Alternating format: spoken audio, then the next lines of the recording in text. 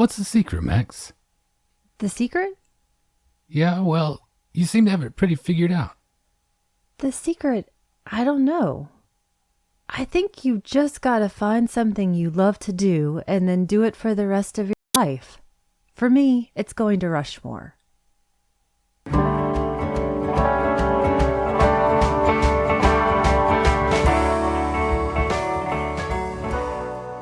Welcome to the Magic Lantern Podcast, an ongoing informal discussion of the films we love and the things we love about them.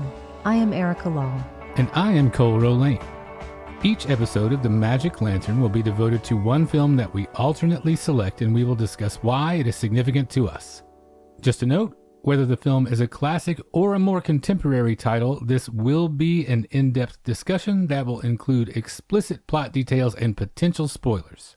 We are at episode 160 today, and we are back to Erica's choice, and I think we have a big one in your personal canon here, right? What are we talking about? We sure do. I picked Rushmore from 1998, directed by Wes Anderson, co-written by Wes Anderson and Owen Wilson, and starring Jason Schwartzman in his film debut along with Bill Murray and Olivia Williams.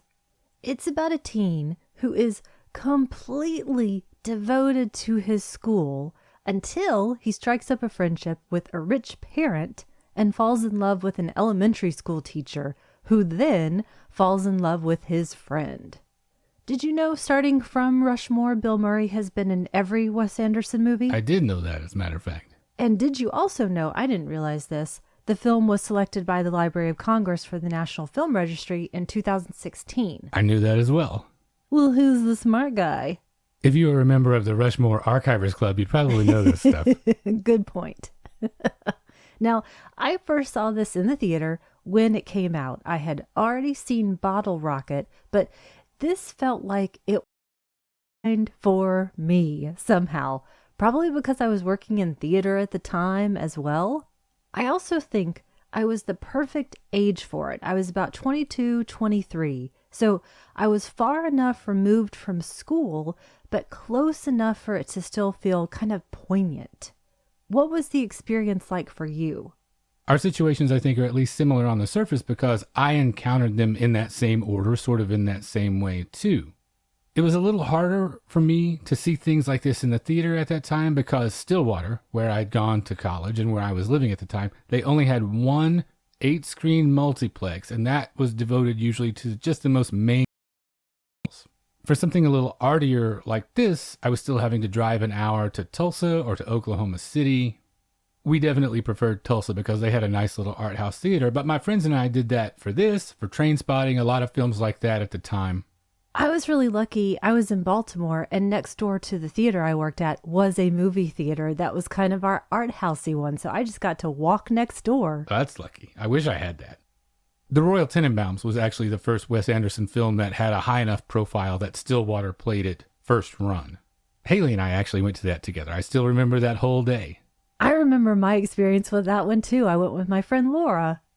But back in the good old days, though, it was fun to go out of town for this stuff, so it made Rushmore more event. We got to make a day out of it. Age-wise, though, I think I was a little further removed than you, obviously, so I was viewing it more according to how it fit into the American indie scene at the time and how Anderson got my attention with how unique his films felt then. So did you have a sense of the Wes Anderson aesthetic going in? Because for me, though this was his sophomore film, which can be a notoriously poorly received experience, I think he hit his stride here. And I also didn't realize this was written before Bottle Rocket. Well, this goes along with exactly what I was just saying before there. Having fun finding an emerging voice that resonated with me. I think you probably felt the same way about that, especially with the deadpan sense of humor. But that same distinct auteur stamp on production design, for instance, so I wasn't necessarily expecting how important and meticulous those details would become, increasingly so as Anderson's career goes on. I was expecting that there would be more that I would find funny, but then the further development of the aesthetic was just a great bonus, I felt like. It makes sense, though, because it would be reasonable that someone who so carefully crafts that humor and the emotional currents that dictate how you feel about those jokes, that person would also take similar care with other elements of the film, you would hope. Though it doesn't always happen. Well, like you, I don't think I really had a big expectation going in. It was a film that I had liked before, and I thought, oh, great, another film from this guy. But I remember being delighted at the very first moments. And I agree, I don't think it shares aesthetically a ton with Bottle Rocket, except for some elements that I think of now. Thinking back on Dignan's Notebook, for example, which was one of my favorite elements from Bottle Rocket.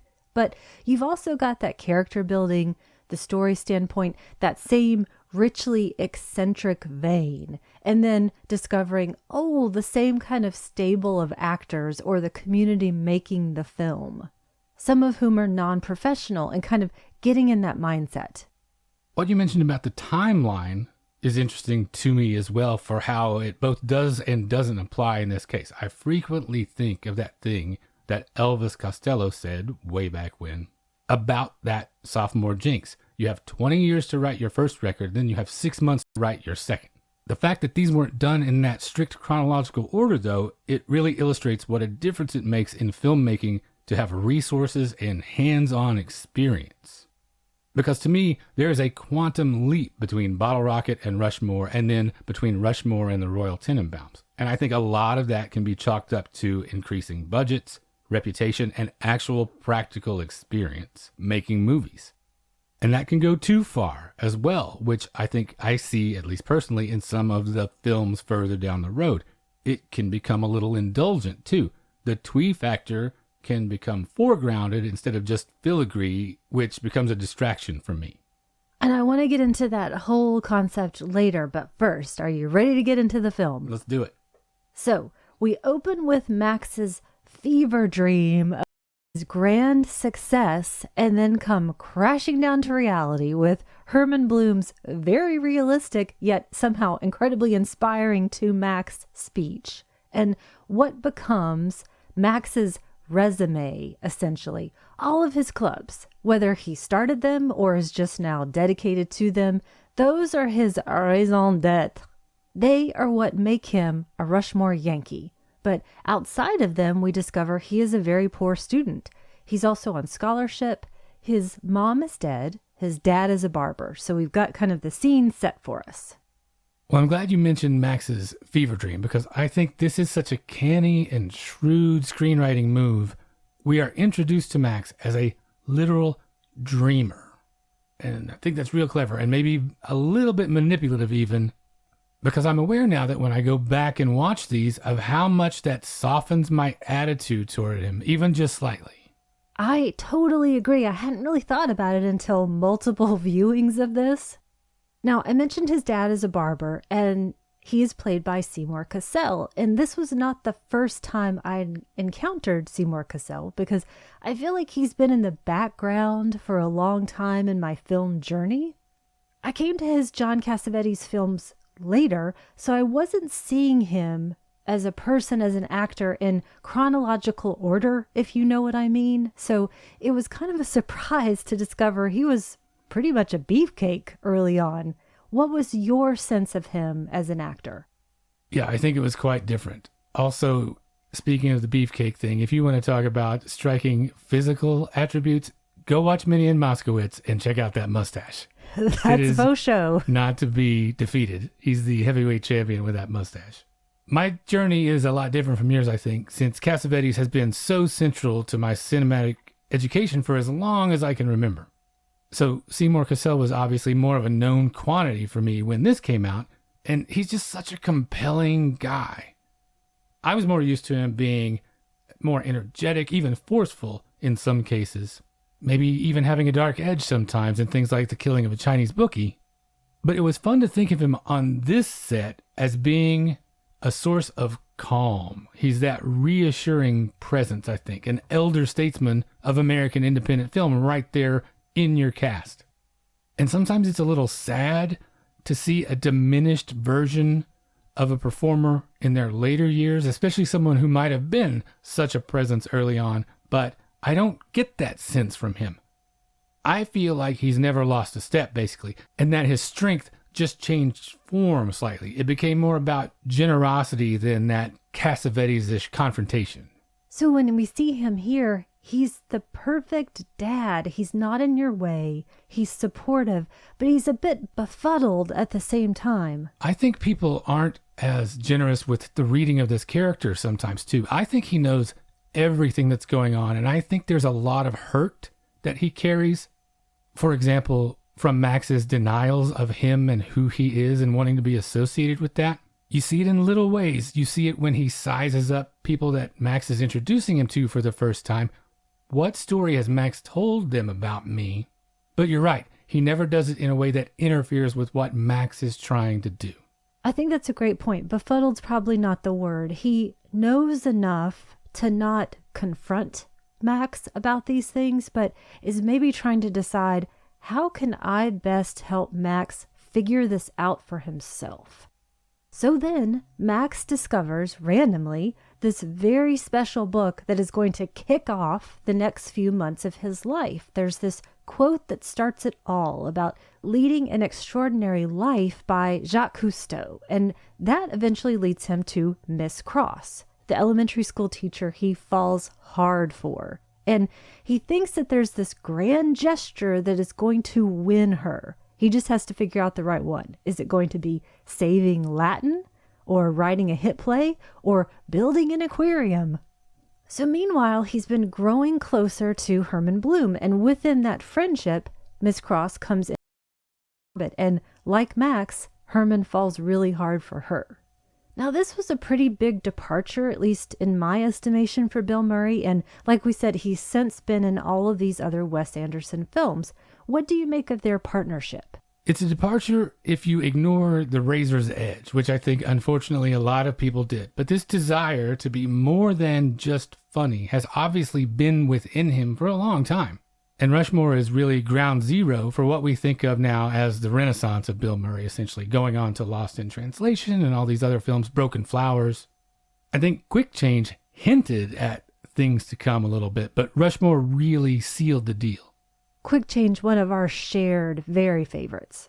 But I think this partnership is great for both of them. Murray is definitely, like Seymour Cassel, I imagine, that reassuring presence. He protected Anderson from some of Gene Hackman's more, let's say, abrasive tendencies on the set of The Royal Tenenbaums. And then Murray gets material that clearly speaks to him and that he enjoys performing because he likely doesn't have to work if he doesn't want to. So this must feel like vacation, although he jokes about that it's really only a vacation for Wes Anderson and the rest of them show up for low wages, long hours, and stale bread. Well, it strikes me with them a bit like Herman and Max, sort of this meeting of equals and a trust that just somehow seems to occur organically. And I think of Bill Murray as a person who is always willing to take a chance. And I really love this specific partnership of theirs. It's my favorite character that he's gotten to play, though I have not seen The Life Aquatic. I think you're going to love that one too. And Seymour Cassel in that, I think you're especially going to enjoy. Well, good. Well, speaking of aquatic, if Dr. Guggenheim, played by Brian Cox, wasn't yet ready to fully kick Max out of school, then this aquarium stunt is the one that seals Max's fate. And off he goes. So why do you think Dr. Guggenheim hates Max so much? He has eyes and ears. Is that why? He knows a manipulative narcissist when he sees one. You don't think it has anything to do with the same reason that Duncan, one of the other students, bullies him? Meaning, if Max cast Dr. Guggenheim in one of his plays, would Dr. Guggenheim feel more fondly towards him? I don't think so. He might still do it, but he wouldn't feel any sense of warmth about it. These are two different things between Guggenheim and Duncan, and I think they both serve a very specific purpose. It's just good writing, I think. Every Dennis the Menace needs his Mr. Wilson, basically. We can't have an entire miniature universe of people that are entirely taken in by Max, or ignoring him as harmless, or are enamored of him, or made a fool of by him. That's how you end up with garbage like Ferris Bueller's Day Off. Ah, got it. I think Dr. Guggenheim would be the one to maybe punch him in the hallway after the play. Yeah, from a writing perspective, you have to have someone onto him and will at least do whatever they can in their limited capacity to make him face consequences, like expelling him. That hits him where he lives, having everything he cares about stripped away, and then the added indignity of public school that he perceives piled on top of that. That is the engine that makes this a drama. Without Guggenheim, you don't have a dramatic arc. And then Duncan, he's a bully anyway. And when dealing with that, a lot of people know that the survival method is mostly based upon not drawing attention to yourself. Max's reason for getting out of bed every morning is to draw attention to himself. So he is on Duncan's radar. Well, I'm so glad that you mentioned way earlier about this idea of having more of a soft focus on Max maybe the first time you see him because of this fever dream. So now we've both seen this multiple times. We know who Max is. So questions for you. Do you identify with Max? Were you one of these extracurricular kings? Which club would you form? And which nation would you be in Model UN? I don't exactly identify with Max. When it comes to my school experience, my method was to quietly consolidate power and wield my influence from behind the scenes, kind of a puppet master scenario. So you would be China in Model UN? No, actually, in all seriousness, my graduating class was 52 people. And in my high school, 9th through 12th grade, there were maybe 300 kids total. So you literally knew everyone. There was no power to wield, essentially, over that small of a student body. In clubs, I joined things. I was in the Native American Club. I was on the yearbook staff. My main thing was being on the academic team because we actually got to travel and go to competitions to do that. So that was always fun. You were on the basketball team, though, right? Yeah, I played basketball. We had fencing one year as well, but it wasn't an official thing like a ton of things at our school. Our geometry teacher, he had fenced in the Army, and so he had a lot of equipment, and so he just brought it to school one day and started to teach us after hours some. Sounds like a really fun approach. Yeah, Mr. Piper was pretty cool, and he actually made geometry interesting, which is no small feat. I like geometry. Yeah, show me your proof of that. Get it? I do. So anyway, there were 4 or 5 of us that did the fencing thing after school for a while. Extracurriculars, though, for us were kind of extracurricular. It was my group of friends that, in various combinations, did everything together. Playing music, role-playing games. As far as what I would start now, obviously it would be a film club, and that's kind of informally what I did even back then, because my house was the central meeting spot to watch movies. And as far as Model UN goes, this is an easy one. Norway. What about you? Before I get to the Model UN, I have to tell you, speaking of film clubs, I showed Closet Land at my house one time for my fellow Amnesty International crowd, which is pretty typical of me. So, for Model UN... Wait, was Apartment Zero checked out that day? It must have been. I would be Paraguay because I played the president of Paraguay in a school play for some reason.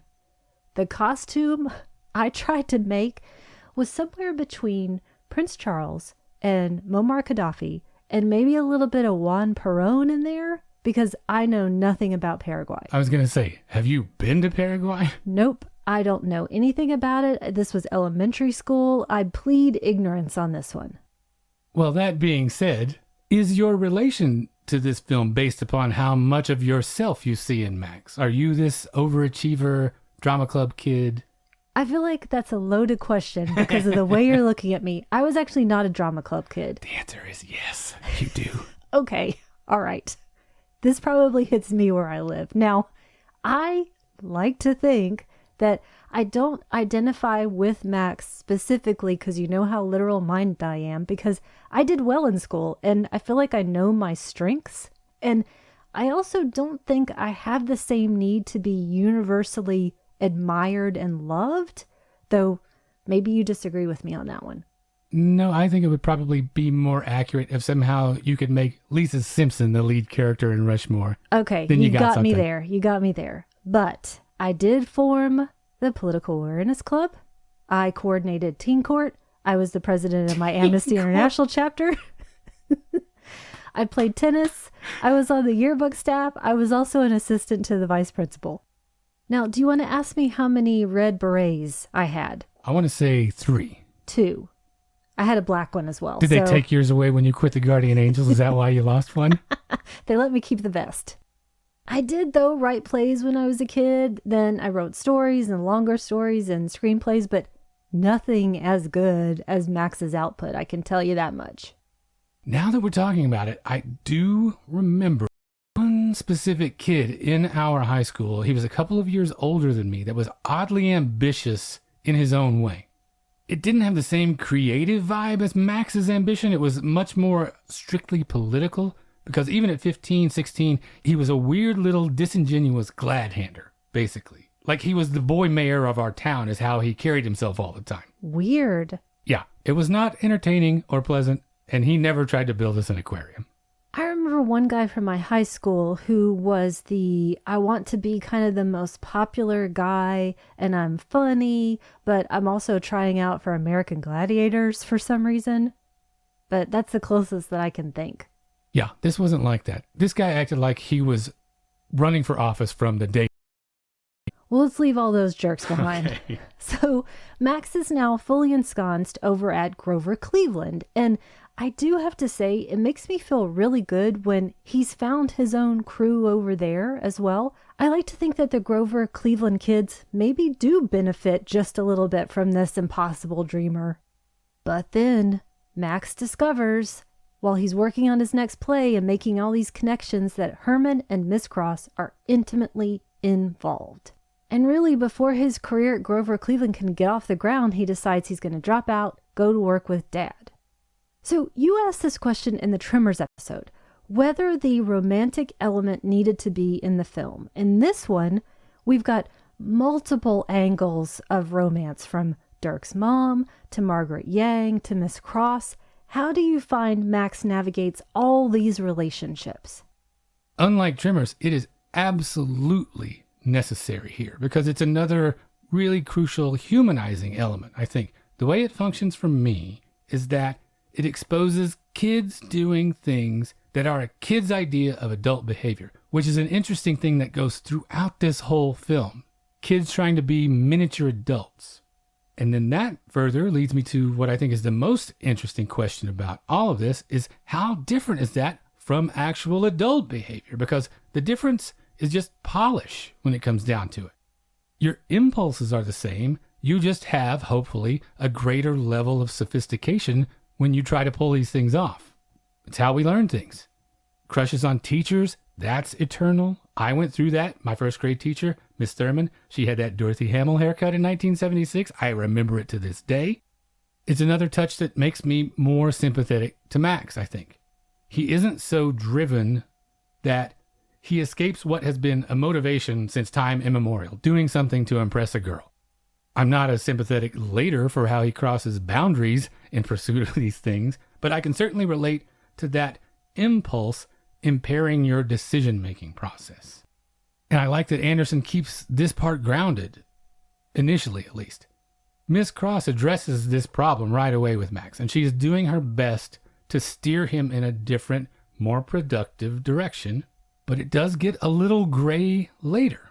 When he climbs into her window, for instance, and is laying in her bed, she attracts all this attention from a certain type of overachiever, I think. And I think Herman and her husband are all like this to a degree. So we can infer that, a little bit at least, this is what she responds to.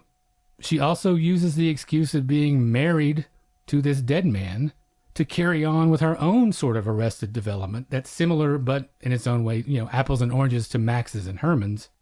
Forged mostly from dealing or not dealing with grief as she does. Because Max rightly points out to her she is living in her dead husband's childhood bedroom.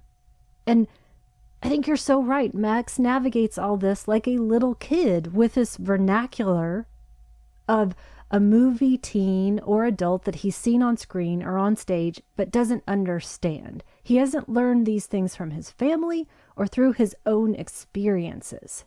And I think it reflects in general that he doesn't really know how to have a real interpersonal relationship with anyone until he meets Herman Bloom and slowly figures it out.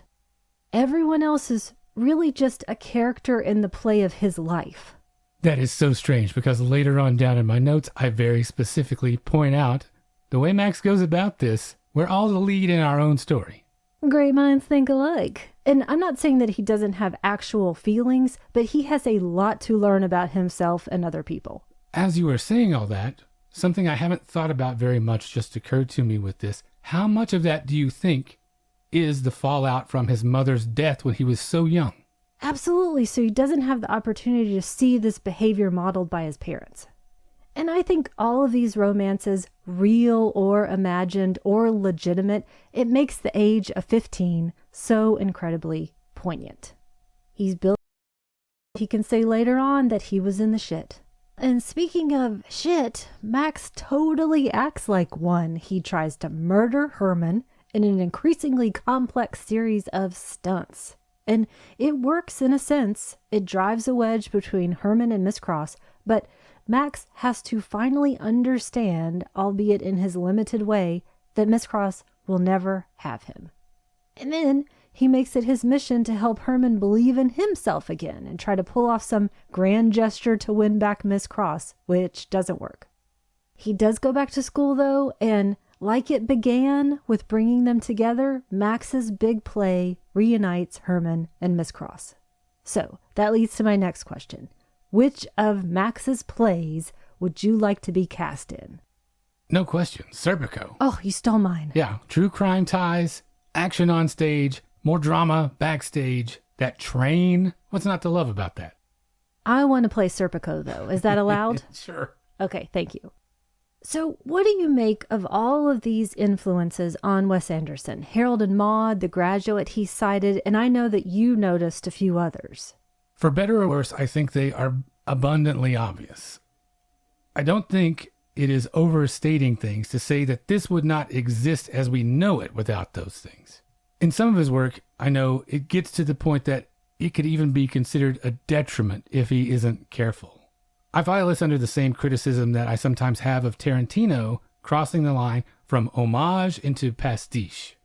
I once read a series of articles about Kill Bill and the Miltonic illusion, in which the author was going through and in minute detail pointing out influences for practically every single frame of Kill Bill, thinking that they were pointing out Tarantino's brilliance, not realizing that the cumulative effect of this was exposing that there wasn't a single original idea in the film. Interesting. And if you're a viewer like me who maybe hasn't seen all of those influences, you don't get that perspective. Yeah, influencers are fine as long as they don't overtake everything else. And especially, please, just be honest about them and the extent to which you lean on them. For me, if anything, Max is most like I imagine Maude to have been as a young person. And it's as if Herman is the herald who falls under Max's spell a little bit and learns what it is to be young again.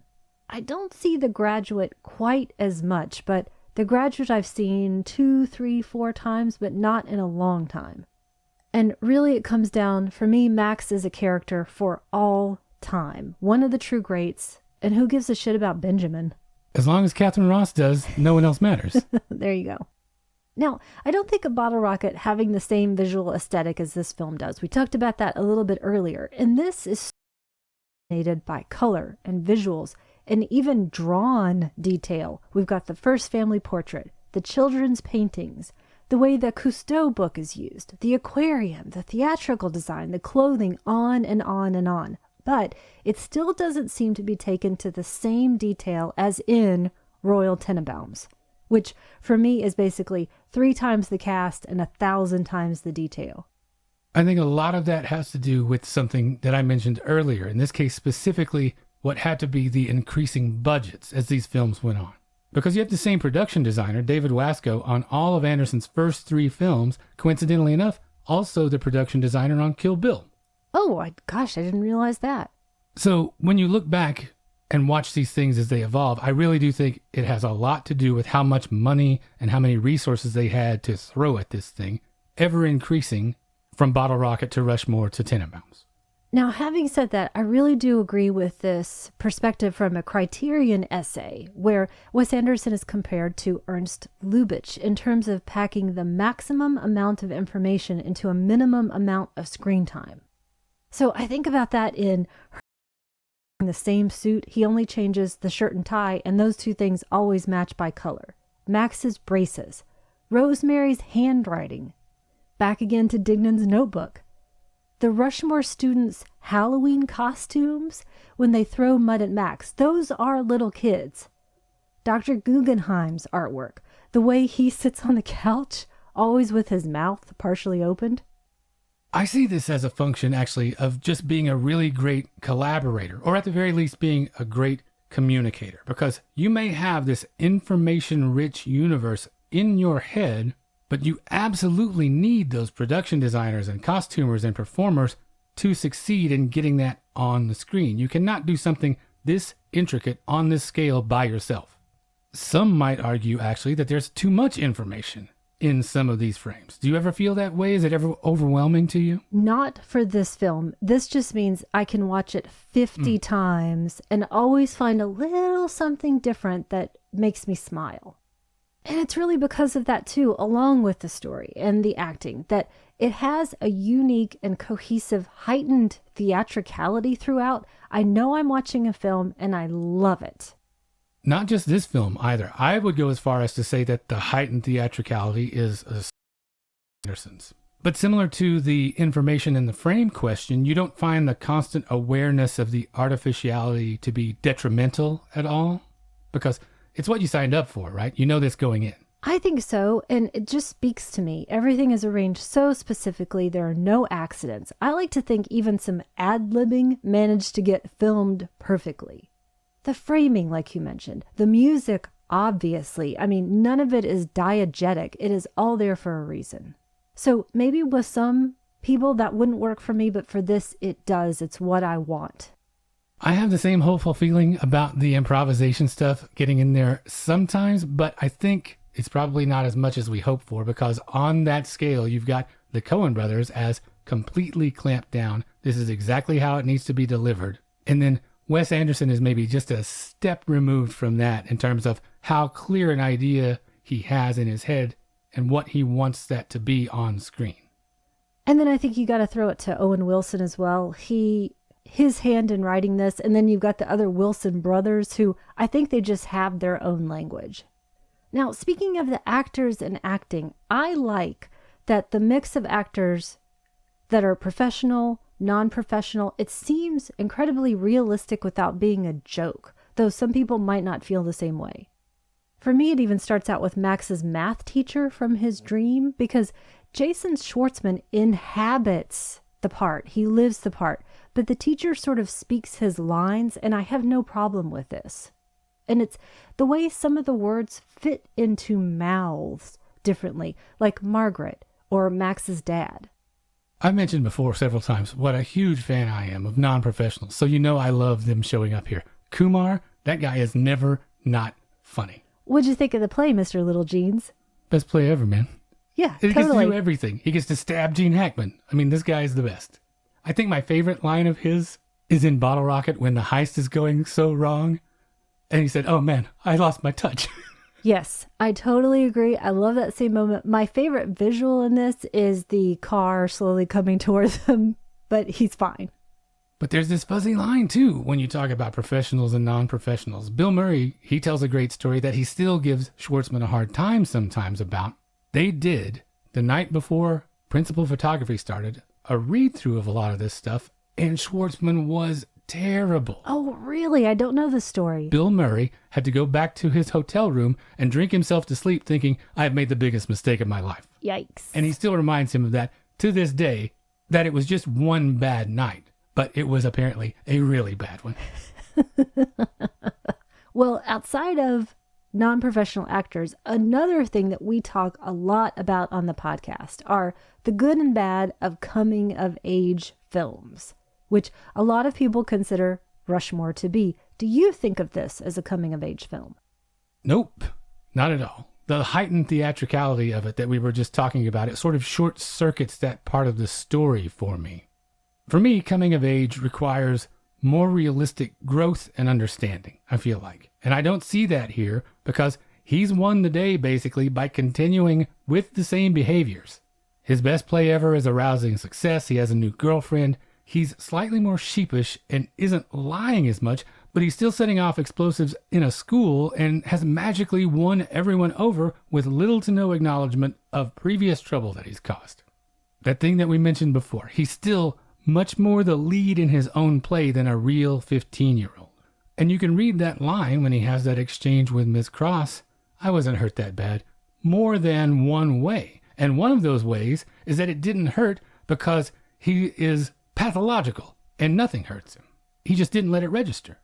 Well, I'm not sure if it's a coming-of-age film or not, because really, I don't know what age Max is ultimately coming to at this point.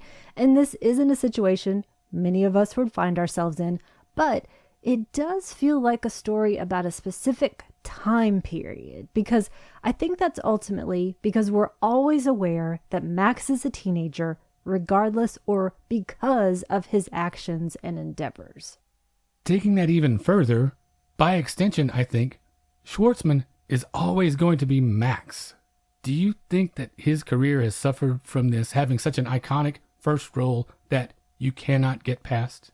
To me, he doesn't seem like the kind of person who necessarily needs to rise or fall on his acting.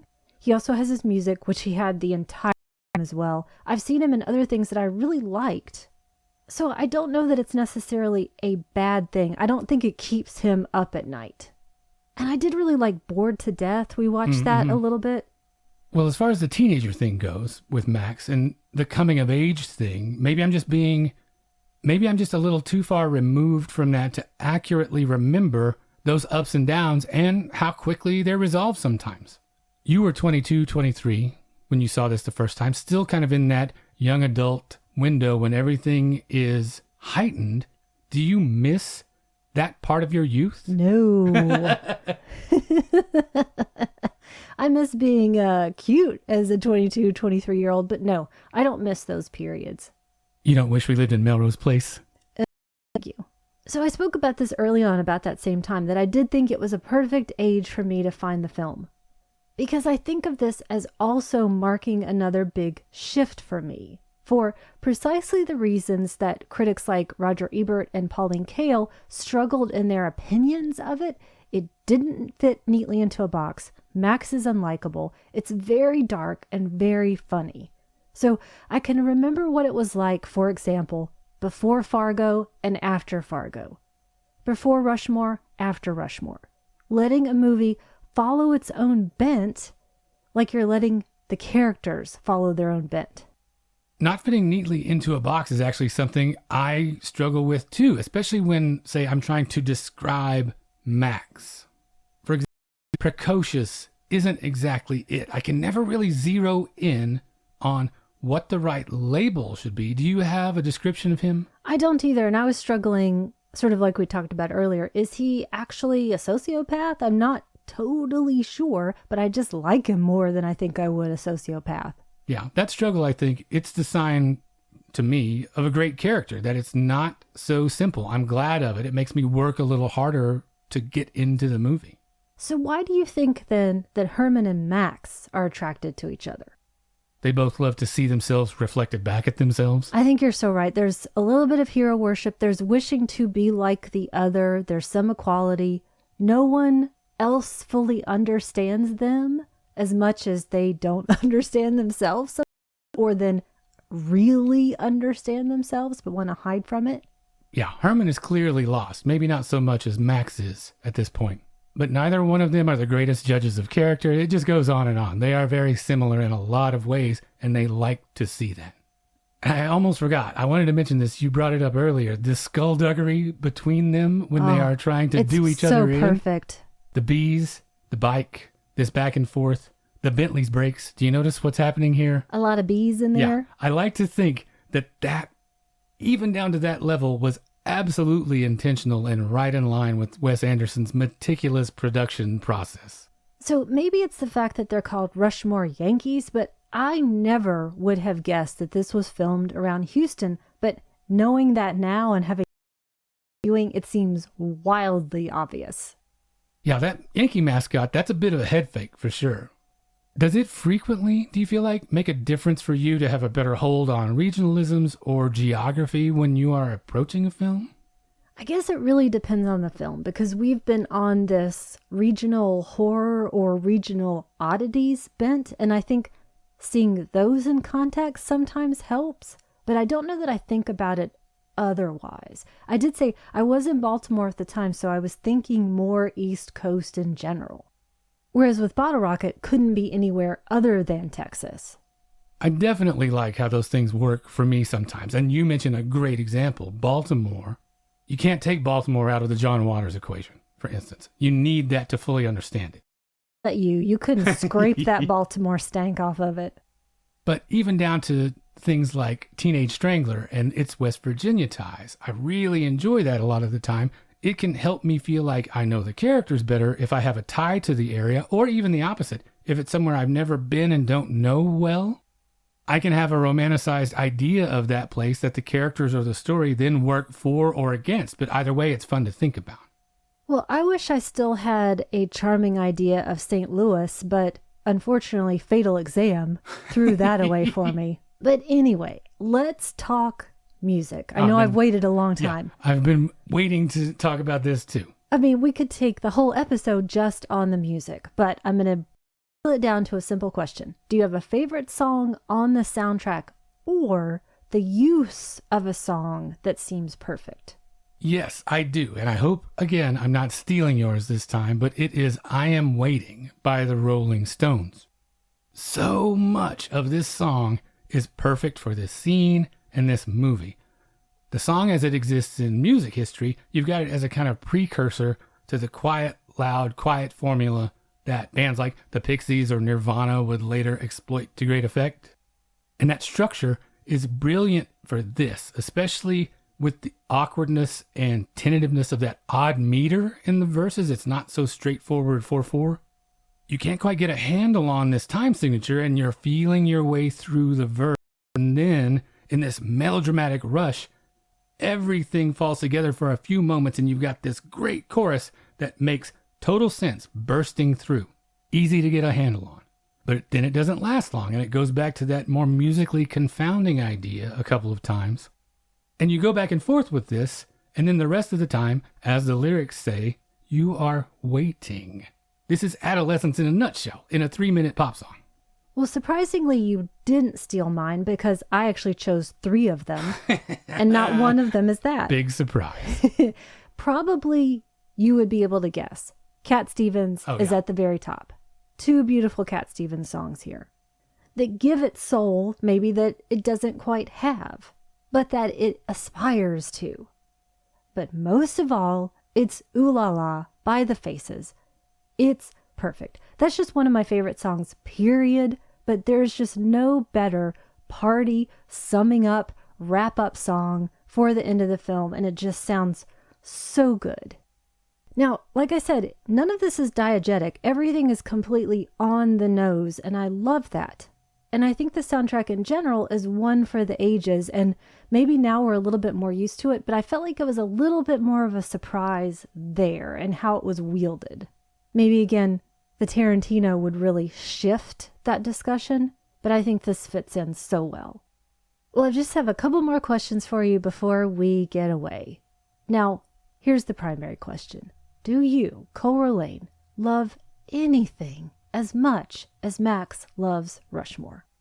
This is kind of a sad answer. This is basically, maybe I did once, but not anymore. That's why I asked it. Okay. I think that what you're asking about, that requires youth, very specifically. It's a hard thing to maintain that level of devotion and enthusiasm as you accumulate more wisdom, because one of the byproducts of that wisdom is understanding that very little was ever as important as we made it out to be as kids. That's why we need all these stages of life. It's thrilling to be able to experience those feelings when they happen in that part of your life.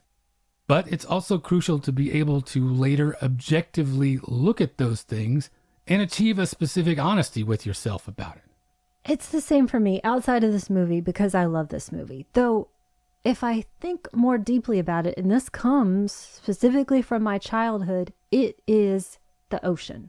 The ocean, being in the water, I love to that degree. I thought you were going to say your Incredible Hulk TV tray. That goes with it. Speaking of details, do you have a favorite detail from the movie? I am going to take a page out of your book and say 3. Oh, I can't wait. Top of the list when Bill Murray blocks that kid's shot on the basketball court. That is the best. Of course, the "are they" joke. Oh, are they? Can't go wrong with that. But I think the one that surprises me every time, the restorative nature of that haircut. When Herman gets straightened out. The tenderness that goes along with that ritual, and Seymour Cassell imparting that father to son thing, the care that I take with doing this as a vocation. There are so many things built into that. And then the effect that it has on Bill Murray, I think that's the one detail that so pleasantly surprises me every time. The one that I love is at the play at the end that Max's dad and Max's teacher get to know each other. And you think, oh, there's a little spark of a new beginning possibly, because it wouldn't have happened with the other path that Max was on. So I think I know the answer to this, but I'm going to ask anyway. Is this your favorite Anderson? And if it's not, what is? It's second. The Royal Tenenbaums is far and away my favorite. That's what I was going to guess. Everything after the Royal Tenenbaums feels a little bit like slightly diminishing returns. Not that they're bad, but for me, in the way I react to this film, it hits such a peak with the Royal Tenenbaums that it would be hard to match.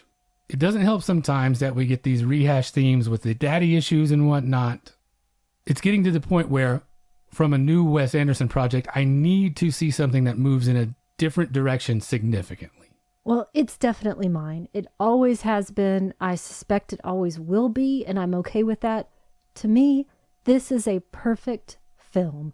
Unlike his subsequent films, including Tenenbaums, I feel Rushmore deeply. And I don't feel that style has overridden substance. It just feels like a perfect combination for me here. I see where that comes from a little bit, because see if you feel the same about this. Bottle Rocket was first, obviously. But even having seen that first, the feeling that I associate with Rushmore, and that I think you maybe even do more strongly, is that you always love the first one that made such a huge impression, even though you saw Bottle Rocket beforehand. I think so, absolutely. One last thing before we get out of here that I wanted to ask you how you felt about. I was reading this interesting thread on Twitter a couple of weeks ago in which the original poster said that there were no new auteurs that really appealed to them. And people all the way down the thread were chiming in with, what about Wes Anderson, Paul Thomas Anderson, etc.? A lot of people in that same sort of bubble, apparently not realizing that the movies they are talking about were made decades ago. The sort of evergreen vitality of some of these films by some of these directors, I think, warp our perceptions of them. They still feel so fresh and relevant to us as individuals sometimes. Does that make it easier for you to sometimes forget that they're over 2 decades old? It sure does for me. And I just keep forgetting that this was 98. And then my recommendation when we get to it was the year after. And that seems crazy to me too. I think of these things as just being right around the previous corner. Well then, speaking of recommendations, what do you have for us? I picked Election from 1999, directed by Alexander Payne, from a screenplay that he co-wrote with Jim Taylor on the novel of the same name by Tom Perrotta, and stars Matthew Broderick and Reese Witherspoon about a student body election and an overachieving student. I like to think of Election as if Tracy Flick were the untalented but intensely motivated version of Max Fisher, and then Mr. McAllister is a young Dr. Guggenheim. She's basically the Leslie Knope that you wouldn't want to ever fall asleep around. Very true. It is richly populated with rounded characters, and most of all, it is unrelenting, and it shows that the Tracy Flicks of this world will always be on the ascendant. But that is my cynicism and frustration talking. Now, I didn't know that there was an alternate ending of the film in which Tracy and Mr. McAllister settle their differences to an extent. Yeah, the final ending is way better and more dark and is once again, unrelenting and very downcast. That's why I like it. What was your recommendation?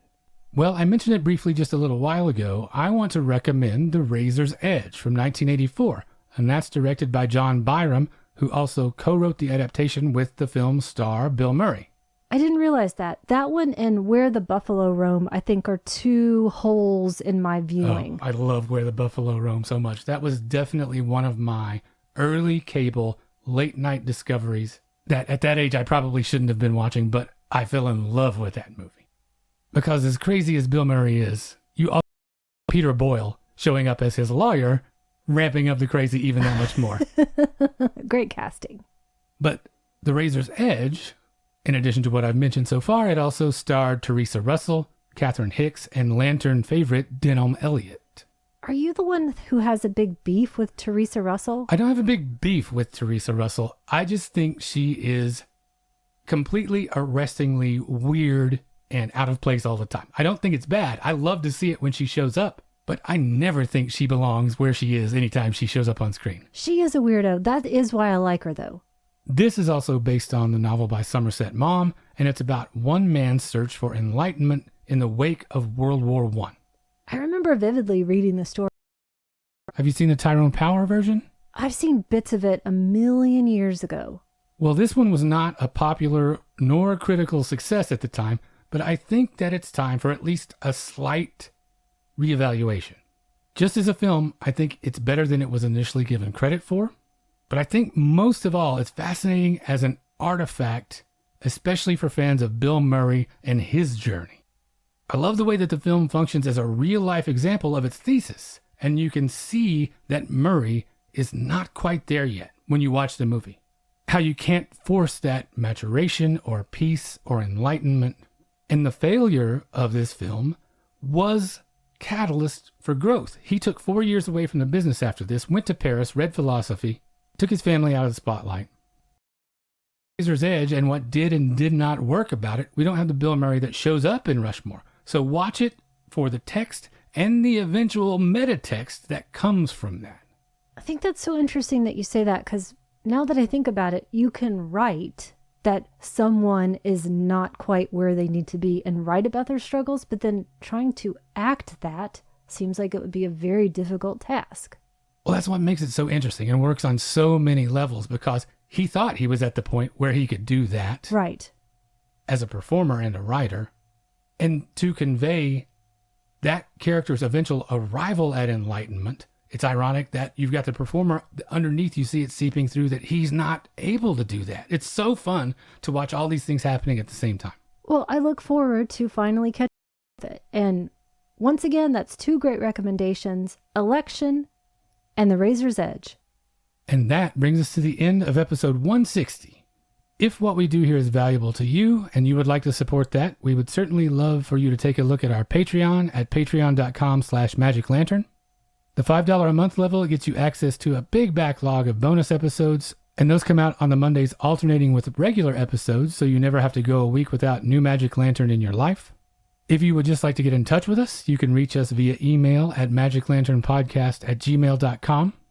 We are on Instagram, Facebook, and YouTube. Just search for Magic Lantern Podcast on any of those platforms. Twitter at Lantern_cast. And I just wanted to take a second to say thanks to everyone who has shared the show or given us feedback since last time. Andy Wolverton, Heinz Stuss, John Main, Roger Sneed, Chris Polizza, Matt Kukulka, and David Harrington. If you're sharing the show or talking about us, please make sure to tag us so we can say thanks. You can find our show on Audible, Amazon Music, Apple Podcasts, Google Podcasts, Stitcher Radio, Spotify, just about anywhere you get your podcast, you can find us there. If you'd like to leave us a rating or review via any of those services, we would certainly appreciate that. And finally, you can find all of our episodes, including supplemental material, at the website magiclanternpodcast.com. And thank you for listening to the Magic Lantern Podcast.